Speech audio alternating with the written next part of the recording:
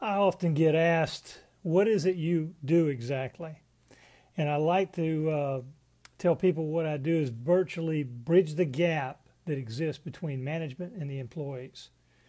Now, we know there's always going to be a little bit of a gap because they think differently, they act differently, they have different priorities. But sometimes the gap is so wide they can't seem to get anything done. So my goal is to bridge that gap through training and coaching. And how do you do that? First, you establish some formal training dealing with communication and building trust. From there, what you want to do is try to find out what's in it for the employee, what's in it for management, and how do we meld those together so that we can accomplish the goal. What is the goal? Obviously, people who come to work somewhere, they want a paycheck, they want to be engaged, they want to feel like they're contributing to something bigger than themselves. The organization, obviously, is dealing with administration.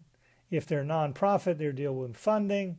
If they're a profit, they're dealing with the need for revenue, the need for income, and the need to be able to cover day-to-day payroll.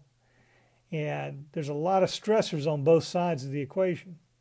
The other thing I try to do is let people understand that performance and productivity really is an employee's choice. You can't do a memo, you can't dictate it, you can't mandate it. People choose to perform. Now, if you're looking over their shoulder and you're micromanaging, and we'll talk about that later, because I've got kind of a different look on the micromanagement concept, kind of a contrarian view. But if you're looking over somebody's shoulder, yeah, they're going to do a basic job while you're looking over their shoulder. But let's face it, you have one employee, that might be easy. You have 100 employees, not so easy. 1,000 employees, not so easy. The idea is, how do I motivate, inspire, and engage my staff? And it really comes down to what's in it for me? What's in it for each individual employee? That being said, you almost have to have a dossier of every employee. You need to know what is it that makes them tick. Now, you might think that's a little overboard, but the reality of it is we're dealing with individuals here. We're not dealing with computers. We're not dealing with a machine. We're dealing with human beings, and they have to know what's in it for them long term. In the short term, you might be able to crack a whip and get them to do something, but in the long term, or those people who think ahead, not behind, it's going to take inspiration. It's going to take engagement, and the way to do that is to get them involved in something that's bigger than themselves.